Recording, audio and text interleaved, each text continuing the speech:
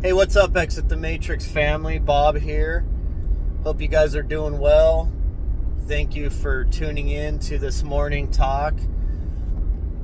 Hey guys, I just wanted to do a video basically answering a question that I get asked all the time. And no matter what my answer is, I get attacked, by somebody or that's it, I'm done with you because of this, or whatever.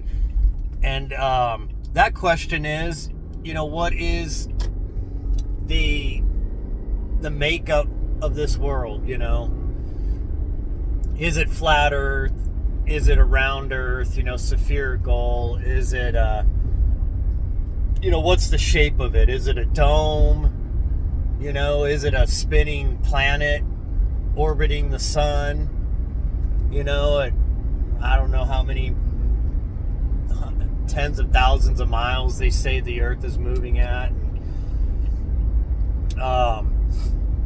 Is it possible to go to the moon, because of the Van Allen belts or the dome, I guess flat Earth, believers would say.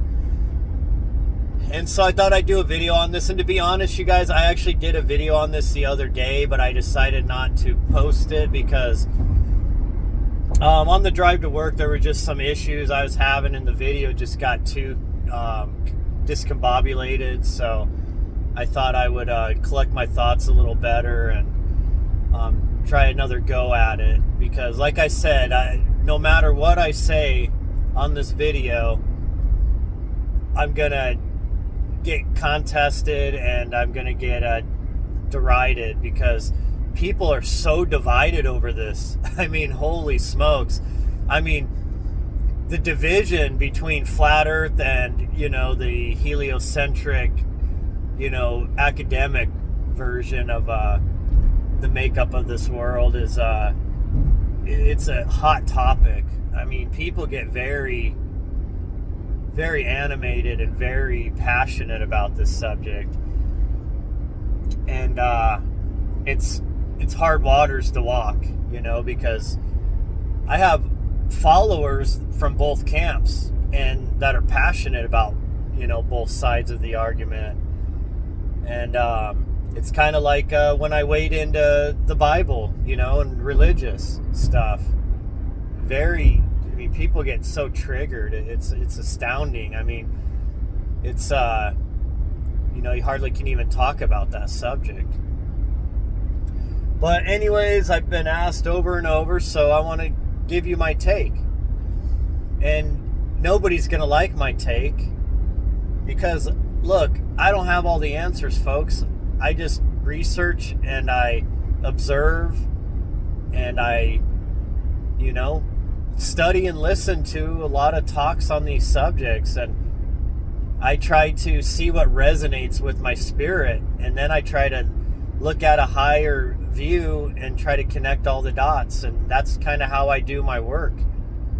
I'm not a professional. I'm not a professor, an archaeologist, a scientist, a linguist, and I've always stated that.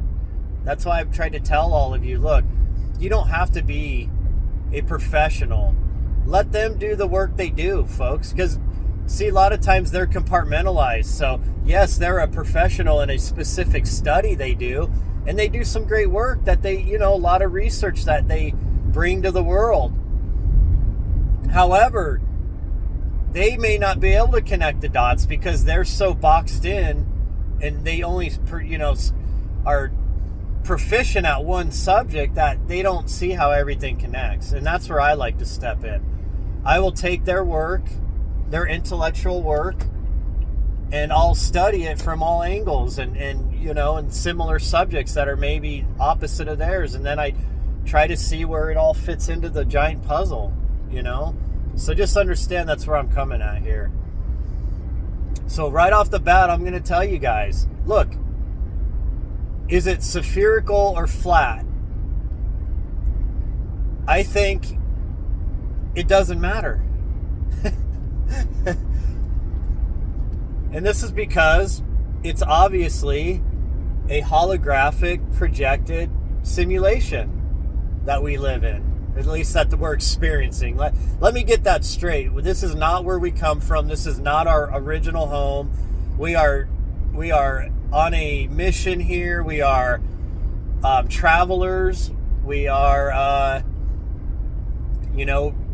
exploring this realm right now from where we come from. And the body is the headset or the vessel. So when it all comes down to it, flat or round or pear-shaped or whatever shaped you think the earth is, it really doesn't matter, folks, because it's all an illusion.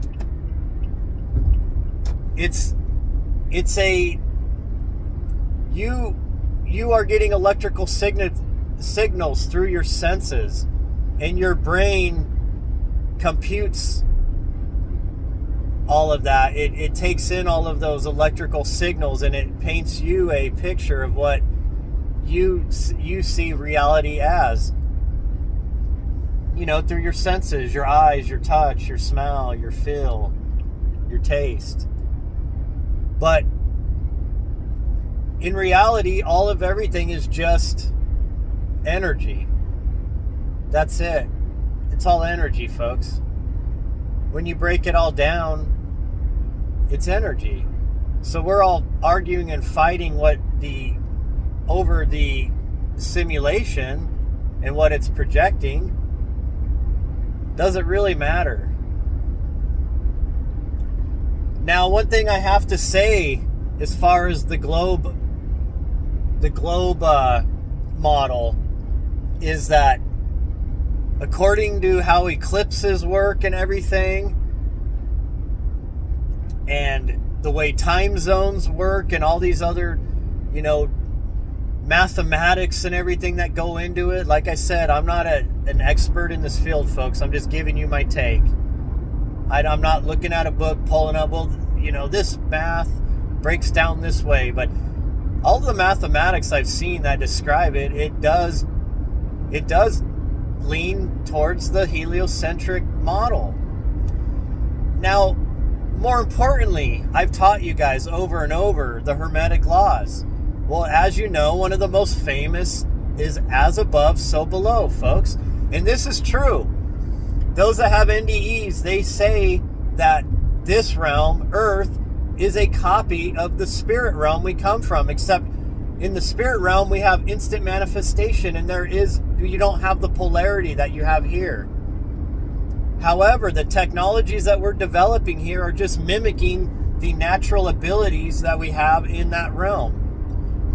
Like your cell phone. Well, in that realm, you can instantly access the Akashic Records. You can instantly communicate with people telepathically from anywhere. Well, see, our cell phone is mimicking those technologies. The cell phone is a computer in your hand that gives you access to the world's knowledge. It's like a generic version of the Akashic Records. Not perfect by any means like the Akashic Records is, but it's a copy. See, everything in this realm is a copy of that realm, but it's a lower dimensional copy, so it's not as good. It's not as precise. It's mixed up with duality too, because in that realm, there is no division, folks. We're all brothers and sisters, and we understand that. We all love each other in that realm. This realm, we get put into a lower dimensional realm where our animal instincts are battling with our higher self, our higher vibrational, the spirit, you can call it. But the as above, so below model works with the heliocentric model, because when you break down, when you start looking at what you consider solid forms, you break it down to the energy particle level. All it is just energy particles. They're not even touching each other. They have a field around them that they don't even touch. But they slow down their vibration and they're more dense, and that's what gives you the illusion of solid form. But when you look at it, you've got the neutron with the electrons and the protons orbiting around it. It looks like a little mini solar system.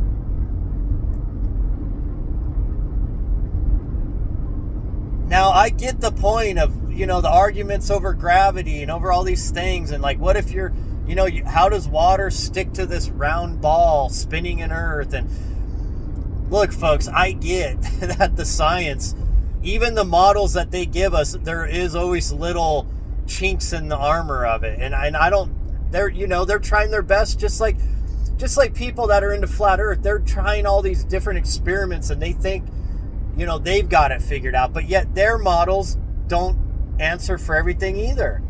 Now, there's one thing I want to say about what could give the illusion of the whole argument over the curvature of the Earth, because that's where the flat earthers and the globe earthers really always hammer at each other, is this curvature, and flat earthers have brought out a good point that, when you use these powerful cameras that have huge magnification, what you thought was stuff over the horizon becomes into view when you zoom in. And so that the curvature of the Earth is not, the model is not working with some of that, with those experiments. And I have an explanation for that, folks. The Earth is much bigger than we are being told it is. That there are parts of the Earth, there are other continents, there are other lands that we do not have access to. And this would explain the curvature problem. That this is a much bigger planet than that we've been told. And the reason why they had to scale the model down was to hide the fact that there are other lands. See, what we always have considered as aliens coming from other planets and stuff, and then you have, the Christians saying they're interdimensional, that they're the fallen angels and demons and such, and and that's what the Greys really are. And and there's once again, those two arguments have a lot of merit, both of them, honestly. However, the Atlantean hypothesis has a lot of merit, especially if you consider that there is other continents on Earth and it's much bigger, and that they just come from different parts, and that they are terrestrial to Earth. They're not extraterrestrial, but they have high technology and flight devices that ours can't match. If you haven't heard the interview that Admiral Byrd did in Chile after he did Operation High Jump, after he came back, you have to listen to that, folks. Admiral Byrd was a very esteemed, high-ranking admiral in the Navy, in the U.S. military. He was given, tens of millions of dollars. This was back then, of equipment, and probably hundreds of millions worth of military equipment and personnel to carry out Operation High Jump. They were exploring Antarctica. They were trying to see if there were any, of the Germans. I can't even say the name because that will red flag my video. It's stupid. But those Germans, you get my meaning, the military ones that may have escaped, or they'd set up bases in Antarctica. So they were going to root them out. It was like a twofold thing. That's why they took fighter planes with them and stuff. Well, Admiral Byrd said that on the other side of the ice, that there are other cities, other peoples. And he said that they were they had high technology, that their flying ships, their planes were way more advanced than ours. And of course, he got blackballed big time when he came out with all this. It was probably supposed to be top secret, and he let the cat out the bag, so to speak. And now, of course, he's been painted as a loony, and he was delusional and all this stuff. Why would a top admiral, why would a top commander lie like that for no reason and say fantastical things? And we all know about the mysteries of Antarctica. We all know about the Antarctica Treaty that all the nations of the earth have come together saying that it cannot be militarized, that it's only for exploration and for science. And they have bases that everybody shares down there, and I mean, it's an interesting place, but you know that those bases and those operations are done very close to the shoreline. They're not, I mean, there's been a lot of mysteries that have happened, you know, rescue missions and other stuff that are a little further into the heart of Antarctica. And of course, we've heard about the openings in the ice and mountains that look like pyramids. Are they pyramids? Are they mountains? Who knows, folks? See, if there was a pole shift in the distant past that could have caused the flood, then what we consider Antarctica could have been part of Atlantis. Could have been part of Lemuria. Who knows? Seeing a pole shift, folks, the continents will shift around. So, anyways, I don't want to keep beating on this. This isn't about Antarctica. However, I just wanted to make that point that it could be much larger than what we're told. And that's why you see the anomalies with the curvature, with the mathematics that science has given us. And then, of course, you know, you got the arguments over the Van Allen belt, and did we go to the moon or didn't we? I don't want to get into the moon subject because that, even though it's connected to this, it's another, you know, another big divisive thing. And I will do one on that at some point. So it's interesting, folks. Now, what if we were to go back and look at what the ancients teach? See, the Abrahamic faiths do teach that it's more of the flatter dome theory. But if you look at the Sumerians and the Greeks and a lot of the other advanced earlier civilizations, they believed that it was round. There are cylinder seals. Cylinder seal pictures. Sumerian ones that show our solar system, folks, that have all the planets. The model of the heliocentric model, which is very interesting because how did the Sumerians know the relative sizes of the planets and their place in the orbit? I mean, there's a famous cylinder seal of Utu Shamash, who was the sun god. And he, in that cylinder seal on the left side of it, there's a model of the solar system with all of the planets, the ones that aren't even visible to the naked eye, but somehow they knew about them. And it's really interesting. If you go to that cylinder seal, look at that model, and you go to the right a little ways, you'll find another little planet way far out from that solar system. And so some people believe, well, this is that planet Nibiru, you know, where the Anunnaki come from. Or some people have said that that's our binary star, that we have a dark star that's a cousin or a twin to the sun. That's like the black sun. And that it has a different orbit, but when it comes into our solar system, when it orbits in it, it causes a lot of problems. It can move planets around. It can, you know, change magnetic spheres around the planets, and, you know, and cause different disruptions and planetary resets if it gets too close. See, one thing that's for sure, folks, is that our planet has had many resets. Think of it, it's like resetting the game. Because Earth is the game board.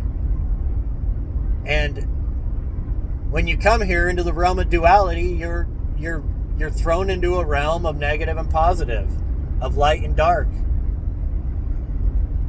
And Earth is the game board. So I think it's like a giant timepiece, like the planets and all that. And when certain time periods come to an end, there's a big reset. and the earth gets reset, and all of a sudden the earth is rebirthed with different plants and animals, and it's like a new game board. We've seen this happen, folks. There was a time in the past where trees and mushrooms and animals and humanoids were much bigger than they are now. You know, so we already know this. There were, dinosaurs and such, and my God, that's another big divisive thing. Honestly, folks, I probably would say I lean more towards the heliocentric model, because the flat Earth model it's interesting. It's like it's saying it's an enclosed system, but I think that also limits the capabilities of the creator, if that's your mind frame.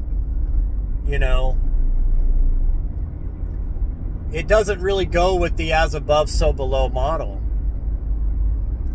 It makes much more sense to understand that it's similar.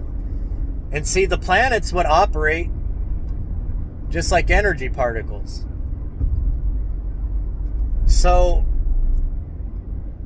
I know you flat earthers are going to be really pissed at me. But like I said, I don't know.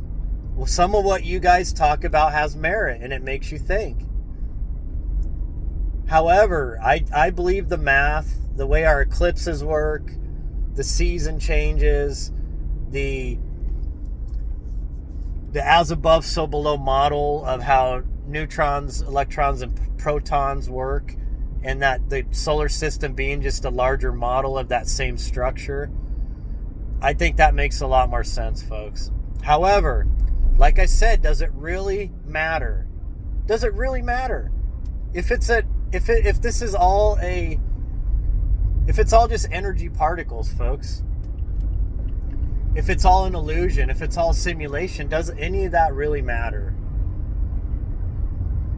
However, the simulation does operate on laws, and it does operate on scientific principles. See, some of these religious thinking people will dismiss all of science and say that it's just the tricks of the devil and all this. Now, folks, don't get me wrong. I understand that science can be used for good and bad. It's a double-edged sword.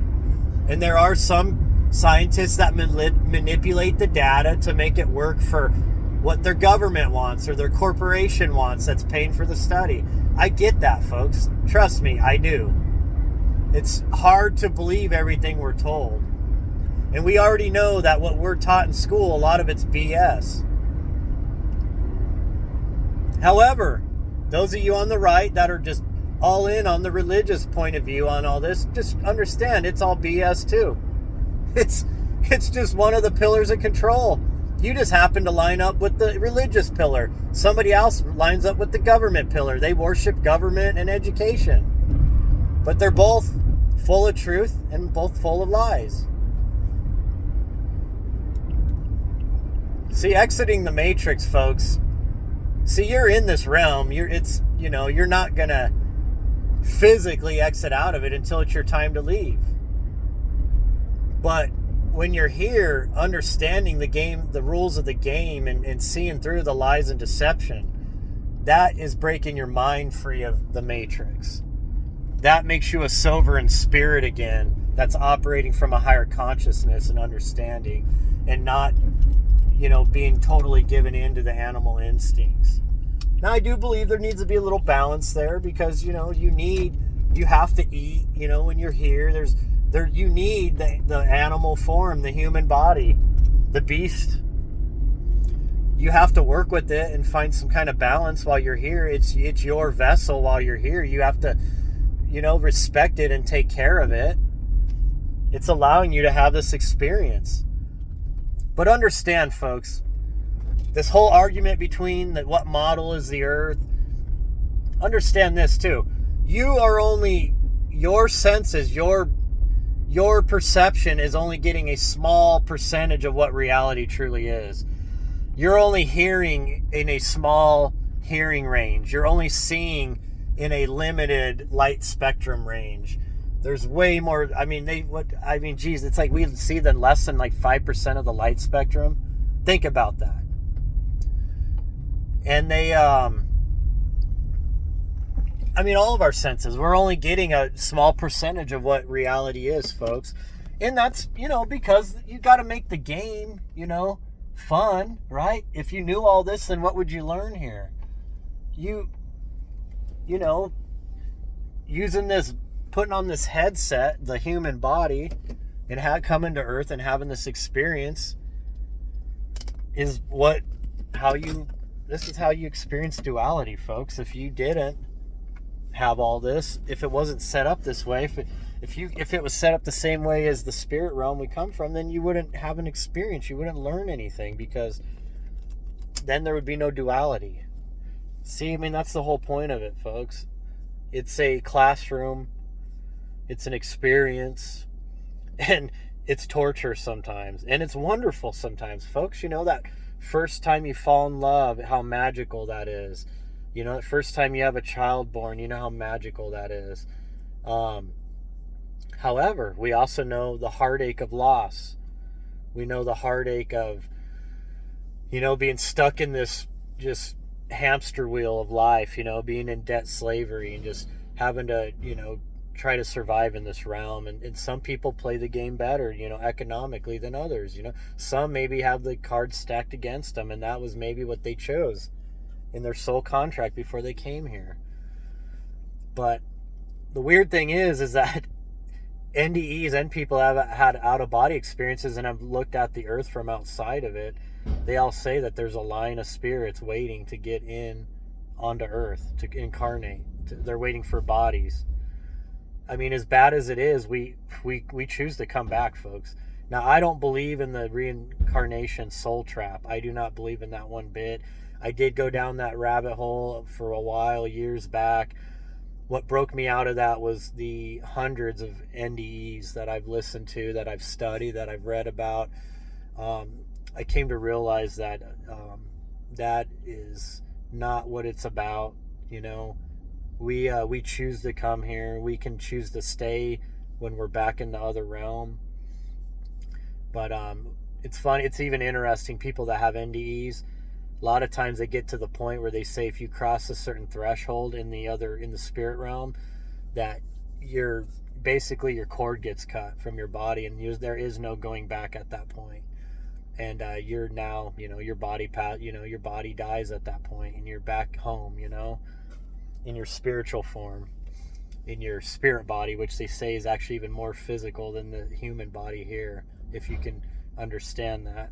It's not like you're like a will-o-wisp, or some little like light floating around. That's not what you are in spirit form. You have an actual body, way more advanced than the human body. Like I said, everything is a copy here of the higher realm.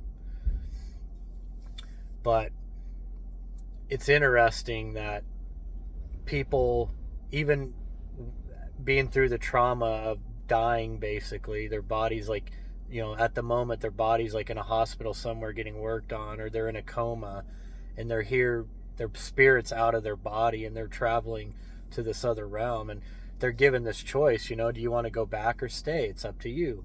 There's no judgment. It's up to you.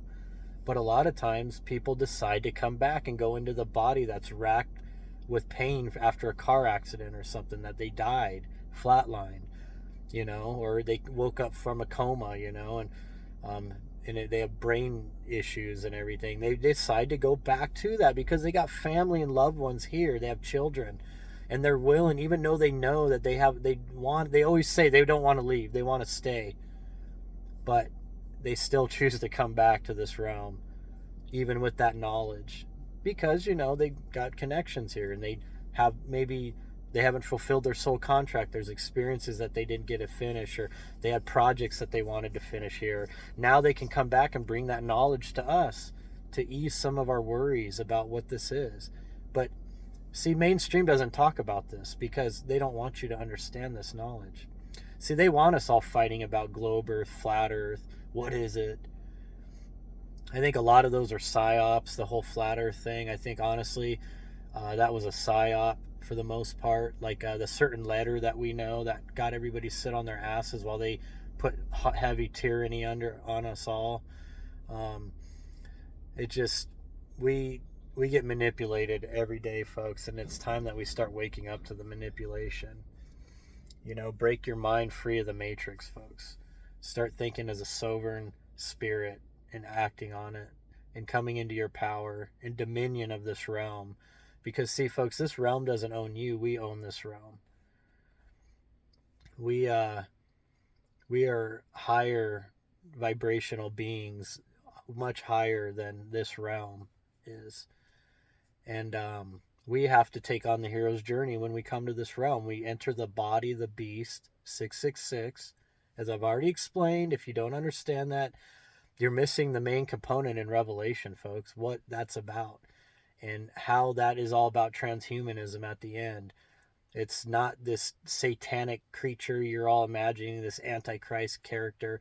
The Antichrist, folks, is the merging of transhumanism, AI, and robotics with the human body, because the Christ consciousness, we all have it within us. You have to awaken it.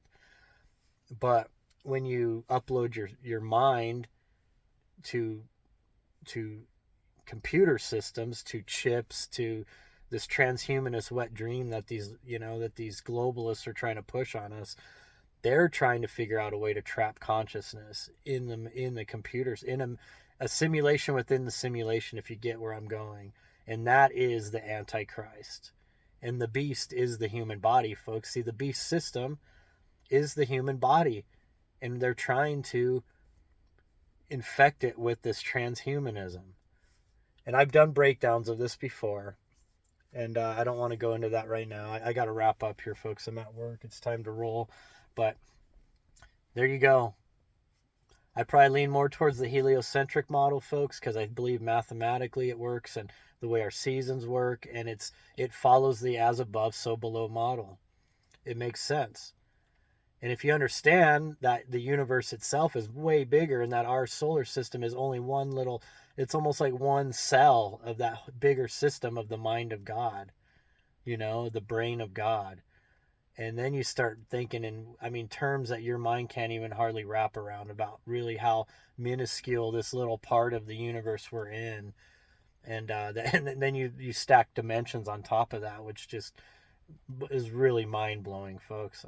Just absolutely mind-blowing. So I think the flat earth dome concept, there is some merit to it. I'm not wiping. I always keep my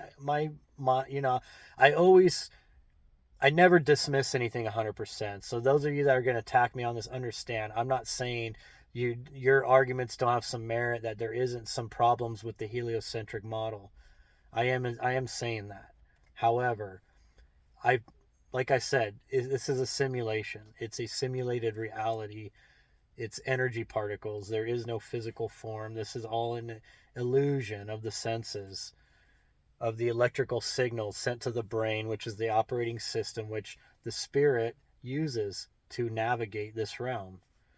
So maybe I just left more questions than I gave you answers, okay? But that's fine, because nobody truly knows 100%, right? Not your smartest scientist, not your greatest theologian. Nobody truly knows. So anyways, folks, I hope you enjoyed the talk. I didn't come at you with hard facts because, like I said, I'm driving in my car here, and I don't have time to pull up a computer and give you exact measurements, and this is why this model works, and blah blah blah, and, the angle of the refractory of light, and the pitch of the of the horizon, and all and all these other things that people get so worked up about over this stuff. I think a lot of it's just to keep us not looking on the right hand, when the answer, what we really need to pay attention is maybe on the left hand. It's the bait and switch tactics that they like to use with us. So as long as they keep us bickering about over here in the corner about these subjects, the truth is way over here, and they're doing whatever the hell they want because everybody's over here bickering and they want it that way. So anyways, guys, hey, I appreciate you guys a lot. Hey, we hit 2,000 subscribers on YouTube, guys. Fantastic. Those of you that have been here with me for a little bit, those of you that have come over from Exit the Matrix on Facebook, I appreciate you guys. I appreciate you all. Let's keep building and let's keep learning. Let's continue on this path together towards, understanding and research and resisting these tyrannical powers that are allied against us. And keep wonder, folks. Keep the wonder of a child, the imagination of a child. See, your imagination is one of your most powerful tools. That's how you manifest in this realm. And if you don't have an imagination anymore, then you're just basically like an NPC. You just operate on purely on emotions and on programming, and and you just go day to day, and you don't have a purpose or a passion for anything. Just maybe sports and news and TV sitcoms and stuff. I mean, folks, there's so much more interesting things in this realm to delve into and to invest your energy. And sometimes, hey, it's good to sit down and watch a good movie or a good sporting event. Hey, I'm not one of those people, folks, that's like, I haven't watched football for 15 years because I know it's part of the system. Look, it's part of the system, folks. It's there to divide you, to distract you. Entertainment, that's what it's for. But, hey, man, I appreciate athletes that invest that much time into their bodies and into perfecting their craft, which is sports. There's nothing wrong with that, folks.